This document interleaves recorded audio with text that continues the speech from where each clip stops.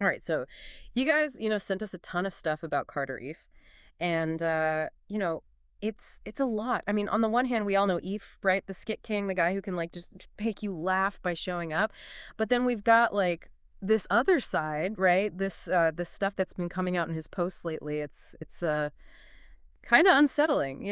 Yeah, no, it's almost like there are two different Eves right now. Right. You've got the guy cracking jokes, making us all laugh, and then there's these posts, man. They're dark to say the least, Yeah. talking about death. Even mentioning January 10th, like it's some kind of deadline. It's not your typical, like social media post, especially for a guy whose whole thing is making people laugh. Right, and that's what makes it so jarring. Like, one fan even commented on one of his posts saying how much they'd miss his skits, if something were to happen. I mean, it makes sense given what he's been saying, right? Yeah.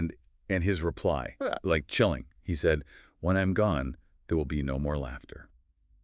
Hmm. Ah, Man, that is some heavy stuff coming from someone whose entire career, like his whole life, is built on making people laugh. It's like the foundation of who he is. Like I his know. persona is cracking, and we're seeing these glimpses of something much darker underneath. Okay, so we've got these cryptic messages, this specific date, and a reply that's honestly sending shivers down everyone's spine. And, well, the internet's doing what it does best, exploding with theories. You got some people convinced it's a publicity stunt, just trying to get attention. But then there are others who are, like, genuinely worried about Ife's mental state. Yeah, it's easy to get caught up in all the speculation, but I think it's important to take a step back for a minute. Consider the bigger picture here. Regardless of like, what he means with these messages, they definitely like shine a light on something real. The immense pressure that comes with being a comedian, especially in this day and age with social media and everything. Because it's not just about being funny, is it? It's about being funny like all the time, 24/7. You're expected to, constantly be churning out content, keeping your audience engaged. You got to maintain this persona, this happy-go-lucky jokester even when you're not feeling it. Exactly. Exactly. Think about the toll that must take. It's like being on stage all the time, even when you're off stage. Yeah. And the audience, they're not just in the theater anymore. They're in your pocket, you Yeah. know, following you everywhere. It's relentless. And don't forget like how fickle the internet can be. One minute you're the king of comedy, everyone loves you, and the next Mhm. minute you're like the target of all this intense scrutiny and That criticism. scrutiny, man, it can be like amplified tenfold for Yes. comedians because their job is to make people laugh. There's this underlying assumption, right, Yeah. that they should be like immune to sadness, Mhm. depression, or any kind of negativity. It's almost like their own humor. It becomes this shield against acknowledging their own struggles. And what happens when that shield cracks? What happens when the person who, we expect to bring the laughter? What happens when they're the ones who need it the most? That's the question we're all grappling with right now, isn't Yeah. it? And it's a question that goes like way beyond just Carter Eve. It speaks to a larger issue, much bigger conversation about mental health, the pressures of fame, and the often like totally unrealistic expectations we place on those in the public eye. So where do we go from here? How do we navigate this situation with empathy and understanding, especially when we're dealing with someone we admire, we love their work, but we don't really know them? I mean, not Okay. personally. Well, I think the first thing we got to do is resist the urge to jump to conclusions. We don't know what's going on in Oh. Eve's life. It's not our place to speculate. Instead, let's try to understand the pressures he might be facing. Recognize that even comedians, they're human beings with real emotions and real struggles, just like everyone else. Yeah. Okay, so we're putting the brakes on the speculation train. What else can we do? I mean, it's easy to say we should be more understanding. But how do we actually put that into action, especially when we're talking about someone like Carter Eve, who we mostly know through a screen? Well, I think one thing we can all do is check our own expectations. Mm, We need to remember that celebrities, especially comedians, they're not obligated to be our constant source of entertainment. Their job is to perform, you know, not to be our like personal therapist. that's a really important point. It's so easy to forget that there's a real person behind the persona, someone who, deserves respect and compassion, Mhm. especially when they're going through a tough time. Absolutely. And maybe this is a chance for us to reflect on how we engage, Yeah. with all the people we follow online, to think about the pressure we might be putting on them, even unintentionally. You're right. You're right. It's a good reminder to be more mindful, more compassionate, more human, I guess. Exactly. More human. Yeah, and it's like think about the history of comedy, right?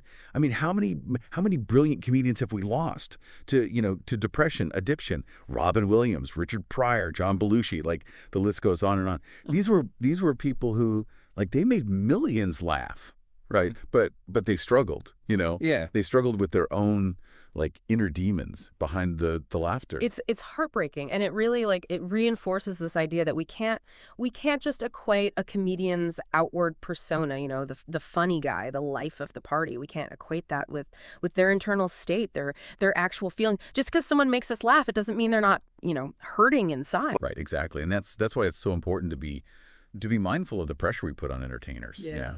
Especially those whose job it is to make us laugh. It's almost like we expect them to bear the weight of our collective need for joy. Yeah. But that's an unfair burden to place on anyone, to be responsible for everyone else's happiness. So what can we do? I mean, it's easy to say, oh, we should be more understanding, right? But how do we actually like translate that into action? Yeah. Especially when it comes to, someone like Carter Efe, who we mostly know through a screen, through his skits, his posts. Well, for starters, I think, we can resist the urge to reduce someone's like entire being, to reduce them to their online persona. Efe is more than just, the sum of his skits and his social media posts. He's a complex human being, Yeah. right? With a life that extends far beyond the boundaries of our screens, of our phones. Yeah, and while we don't know the specifics of what he's going through, right? We can still offer support, offer encouragement from a place of understanding. Exactly. Yeah. Even a simple message, letting him know that we appreciate his work, that we're concerned for his well-being, that can go a long way. Yeah. And maybe, just maybe, it can remind him that he's not alone, that there are people out there who care. That's a powerful message, and it reminds me that we need to be having these conversations about mental health, not just in the context of celebrities, but in our everyday lives as well. We need to check in on our friends, our families, our colleagues. We need to create spaces where it's okay to not be okay, Yeah. to express vulnerability, without fear of judgment. I couldn't agree more. We live in a culture that often, glorifies hustle and masks pain with a smile. It's time we start valuing authenticity and create a space where it's okay to struggle, to ask for help, and to prioritize mental well-being.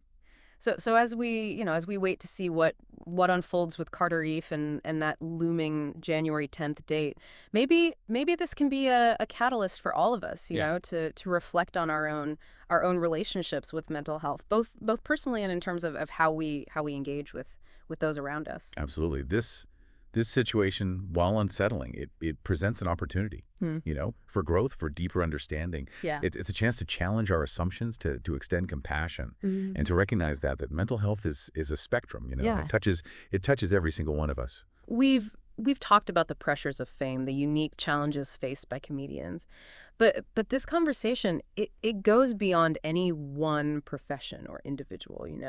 It's about recognizing the humanity in everyone, regardless of their public persona or their social media presence. And it's about remembering that seeking help, it's a sign of strength, not weakness. Yeah. If someone whose job is to make others laugh can experience such darkness, Yeah. it's a stark reminder that we all need support sometimes. So to our listeners, we want to hear from you. What are your thoughts on Carter Efe's messages and the larger conversation they've sparked? Head over to our social media, share your perspective. This is a dialogue we need to keep having, and your voices are an important part of it. And if you or someone you know is struggling, please remember that you're not alone. There are resources available.